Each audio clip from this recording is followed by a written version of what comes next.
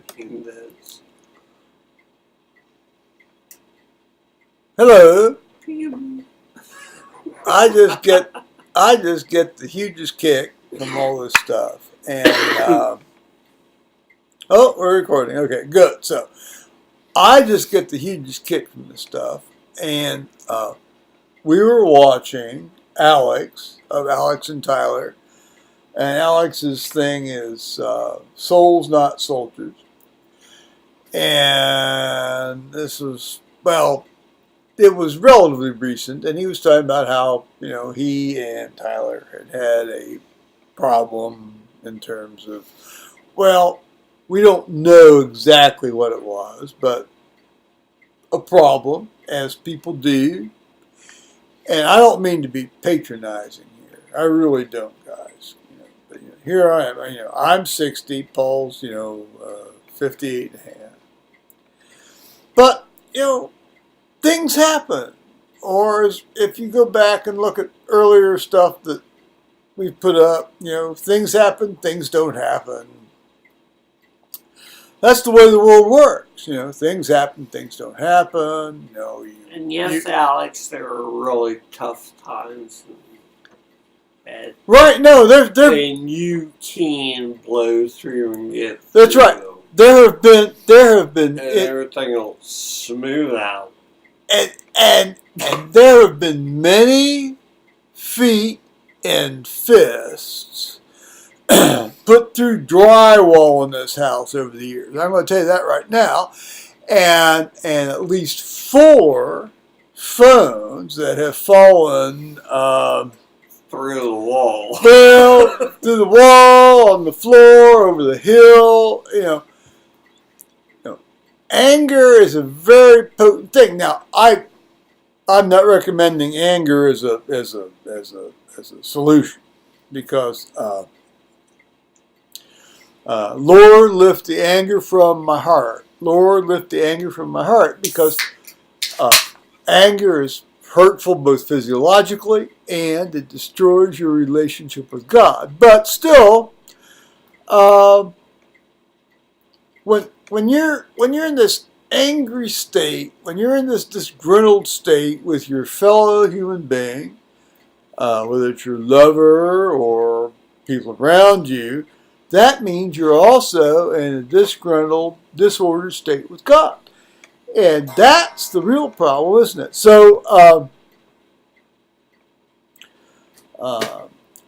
we've been watching this YouTube stuff, and we were watching this Alex guy and this Tyler guy, and I get Souls Not Soldiers, and then TWAL0415, and or TWAL, or however you abbreviate it. And first of all, I'm going to tell you right now, I think it's tremendous that you guys at that age can do this stuff in a moderately open way. I guess somebody was saying that one of you didn't come out to your parents or this, that, and the other, but good heavens. I mean, people know, some people know, hell, the whole world knows now you're on the internet that you're gay. And the idea that you'd be able to, carry this off, for me, I remember when I was 5 at the swimming pool, and I was seeing these 16-year-olds with the big brown nipples, and I was thinking, this is great, and I'm thinking, this is wonderful. I like those 16-year-old guys with big brown nipples, and then as time went on, and then I met this buddy, I went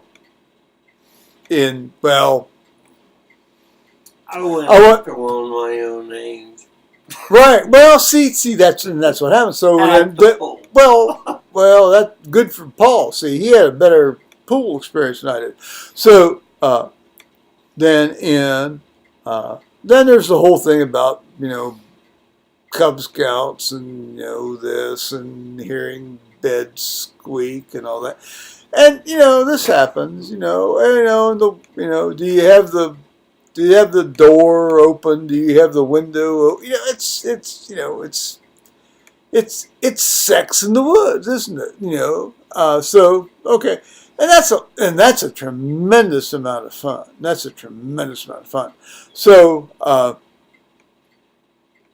then you move on, and here's my buddy Mark, and all of a sudden he's telling me about how his neighbor is a guy he goes in and gives blowjobs to. And and the neighbor being a like 17-year-old guy, and we're like 13, 14-year-old guys. And so then I wanted some of that action immediately. And I would ride my bicycle in the town. It was like 3.5 miles. And that was when you could still ride bicycles and not have to wear helmets and look like an idiot and all that kind of stuff. And I'd be run down Well, yes. And, and it wasn't like, everything would be politically correct and all that stuff. So, here we're down in his, basement, which is sort of down and what would a pound, and we're horsing around, and that's that and the other, and that was fun. And then we were up in his room and we were horsing around, and then one of the very, very few times it ever happened in my house with my folks is he was able to come over and stay overnight with me, and I decided I was going to suck his dick. In the living room. Well, no, not the living room, upstairs. In the east bedroom. And while I was sucking his dick, I also decided I was going to play with his tits, because he just got those little hairs around his nipples, which I still find that a huge turn on. So I'm doing that. He got giggling. And just about that time he came, and I'm solving. And then just about that time, which, as luck would have it, and you know what I'm going to say now, the door opened, and my dad stood there, and he at least had the grace to just withdraw without saying anything. And he never brought it up. But that's... You boys need to quiet down. No. Well, I mean, in my house, basically, if you tapped the pen on the desk, everybody heard it, because that's just the way the house was. So, you're sucking some guy's dick and sucking on their nipples, and this is going to be a problem in my house, isn't it? So, there it was, and there it is. And anybody who knows me and sees this, I love it. Now, so having said that, we were we were talking about these guys, this Souls Not Soldiers Alex guy and the T-Wall Tyler guy.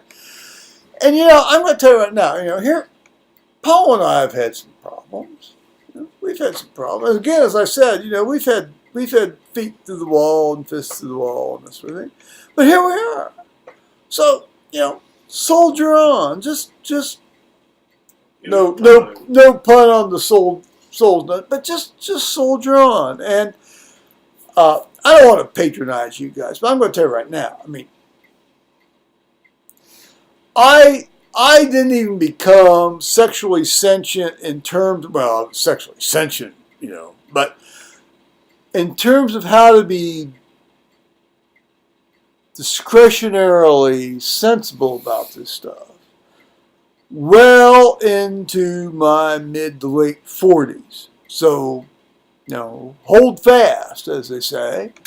And, here, see, look, Paul, listen to Paul. Paul's had a lot more experience about this kind of stuff than I have. And indeed, when I met him, that was one of, there were many things for. The attraction for me about Paul. And So, And we did many things together. yes, we did. Yes, we did, and it was great. And Many three ways. well, we had some three ways. Yes, we had some three ways. Yeah, we were exploring. But the deal is, don't do it in a coercive power relationship. I mean, don't coerce and be in a power relationship. And a hole is a hole. Tell your partner when you're going to do it. Yeah, well, see, there you are. Yeah. Talk it over with your partner and let them know when you're going to go and see the dude down the road with the nice, sexy thighs. Well, and indeed, I've got this thing about nice hairy thighs. But, and Karen, I don't mean to interrupt. I tend to do that. Go on, please. I'm sorry. I like the nice guy with the nice thighs. He ran out of gas in his Harley and he needed some gas. So I went down and helped him. Yes, well, that's fine, and that's absolutely fine, and that's what you should do when people stop by and ask for help. You help them, don't you? I mean, that's what we're supposed to do. That's what we're supposed to do. So we're called to do that, and I was being a friendly neighbor.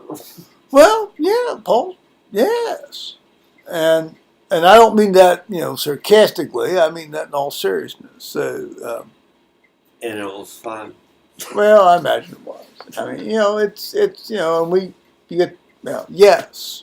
So we'll say yes, and there we are. And there would be a way I can just sort of pause that. Oh, I'm going to pause that right now. Let's pause that right now.